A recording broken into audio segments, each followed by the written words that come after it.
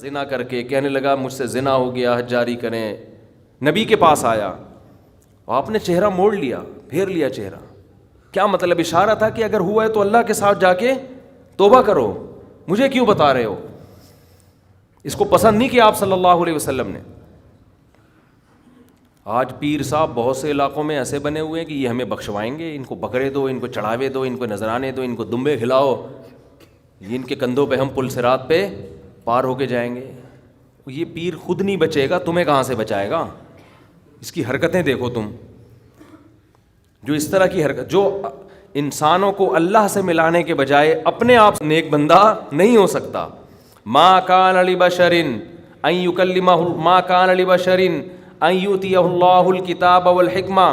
کسی بشر میں یہ مجال نہیں ہے، قرآن کے الفاظ دیکھو، کسی انسان کی یہ مجال نہیں ہے کہ اللہ اسے نبوت دے دے پھر وہ لوگوں کو اللہ کا غلام بنانے کے بجائے اپنا غلام بنانا شروع کر دے. کسی بشر میں یہ مجال نہیں ہے، کیونکہ جب اللہ نبوت دیتا ہے تو اس بشر میں اللہ کی عظمت اور جلال بیٹھ جاتی ہے. جلال بیٹھنے کے نتیجے میں وہ لوگوں کو کبھی بھی اپنی طرف دعوت نہیں دے گا.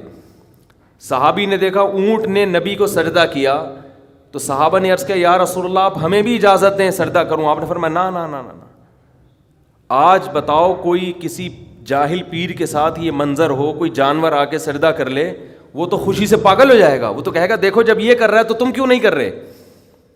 نبی نے اپنے گھر سجدہ کرنے سے منع کیا. آپ صلی اللہ علیہ وسلم نے فرمایا اللہ یہود و نصارہ پہ لعنت کرے، انہوں نے اپنے پیغمبروں کے دنیا سے جانے کے بعد اپنے پیغمبروں کی قبروں کو سجدہ گاہ بنا لیا، اپنے پیغمبروں کی قبروں کو عیدگاہ بنا لیا، جیسے عید میں میلے ٹھیلے ہوتے ہیں.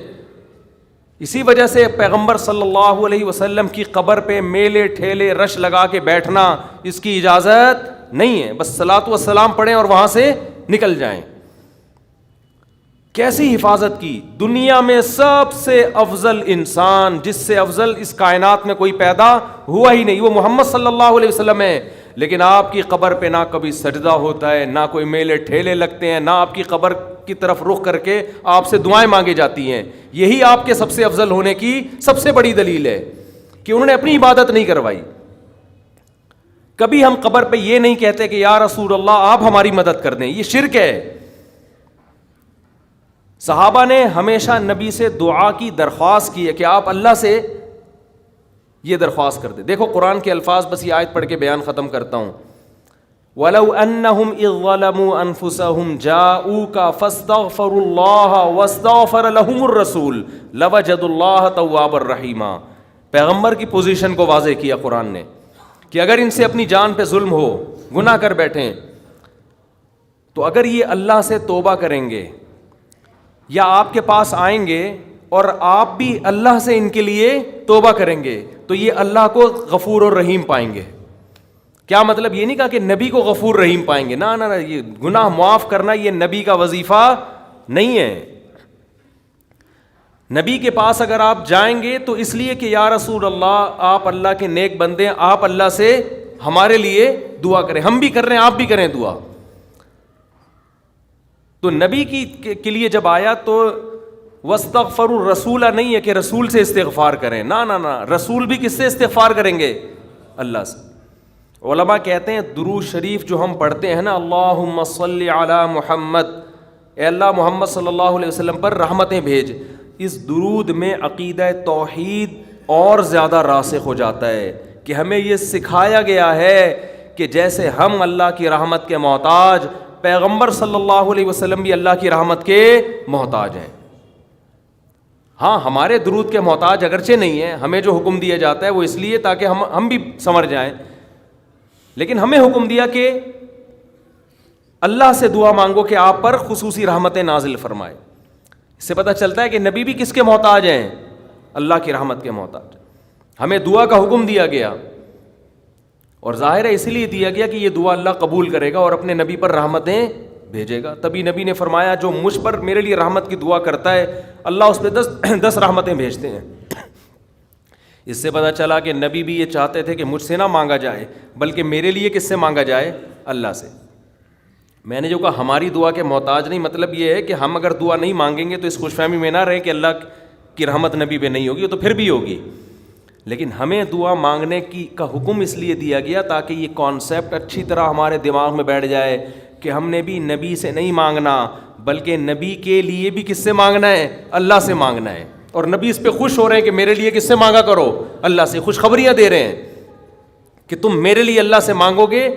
دیکھو جس میں تواضع ہوتی ہے وہ آپ کو دعا کے لیے کہے گا، جس میں تکبر ہوتا ہے وہ کبھی آپ کو کہے گا دعا کے لیے؟ وہ کہے گا یار میرے لیے دعا کرو کہ اللہ میری حاجت پوری کر دے. وہ نہیں کہے گا. وہ کہے گا تو کون ہوتا ہے میرے لیے دعا کرنے والا؟ میرا خود اللہ سے اتنے تعلقات ہیں، میں خود ہی کہہ دوں گا. لیکن جو چاہتا ہے کہ مجھ پر اللہ کی رحمت ہو وہ ہر ایک سے کہہ رہا ہوتا ہے بھائی میں خود تو مانگ رہا ہوں، شاید اللہ آپ کی سن لے، آپ بھی اللہ سے میرے لیے دعا مانگیں. تو یہ اس کی علامت ہے، یہ اپنے آپ کو اللہ کی رحمت کا، دعا کا بہت زیادہ محتاج سمجھتا ہے. ہمارے نبی سب پیغمبروں کے سردار، لیکن تواضع کتنی، امت کو ترغیب دے رہے ہیں کہ میرے لیے اللہ سے کیا مانگا کرو؟ دعا مانگا کرو. اور ترغیب دی کہ جو میرے لیے ایک دفعہ رحمت کی دعا مانگے گا اللہ اس کو خوشخبری دے رہا ہے کہ اللہ اس پہ 10 رحمتیں نازل کرے گا. اور فرمایا جمعے کے دن مجھ پہ زیادہ درود بھیجا کرو. کیا مطلب؟ درود بھیجنا کیا ہے؟ نبی کے لیے اللہ سے دعا مانگنا. تو اسلام نے شرک کی بنیادوں کو جڑ سے اکھاڑ دیا کہ نہیں اکھاڑ دیا؟ اس کے بعد بھی کوئی اگر یا رسول اللہ مدد کہتا ہے، یا رسول اللہ انظر حالنا واسمع قالنا، اور نبی سے دعائیں مانگتا ہے، تو آپ سوچو وہ 180 ڈگری کے زاویے پر چل رہا ہے اسلام کی تعلیمات سے. اسلام ادھر اور وہ بالکل اس کے اگینسٹ. بار بار حکم دے رہا ہے اسلام کے نبی کے لیے دعا مانگو. کس سے؟ اللہ سے. خصوصی رحمتوں کی دعا مانگو نبی کے لیے. اور نبی نے یہ بھی فرمایا کہ اذان کے بعد میرے لیے مقام محمود کی دعا مانگو اللہ سے. ایک مقام ہے جو ایک ہی شخص کو ملے گا اس کائنات میں. نبی نے فرمایا مجھے امید ہے شاید مجھے مل جائے، تو اللہ سے دعا مانگا کرو. وَبَعَثْهُ مَقَامًا مَحْمُودًا الَّذِي وَعَدتَّ. تو نبی ہمیں دعائیں سکھا کے گئے کہ میرے لیے بھی قیامت تک دعا مانگتے رہو. کیسی عقیدہ مضبوط کیا ہے کہ بھائی محتاج ہی میں سب کس کے برابر ہیں، سب ایکول ہیں، سب اللہ کے محتاج. تو اللہ تعالیٰ ہمیں شرک کی نجاست سے، گندگی سے توبہ نصیب فرمائے. اور ہماری ناک کے جو سینسر ہیں نا ان کو اللہ ایکٹیو کر دے کہ ہمیں شرک میں اسمیل محسوس ہونا شروع ہو جائے. ابھی وہ ڈیمیج ہو چکے ہیں قبروں پہ سردے دیکھ دیکھ کے اور شرک کر کر کے اور بت پرستی دیکھ دیکھ کے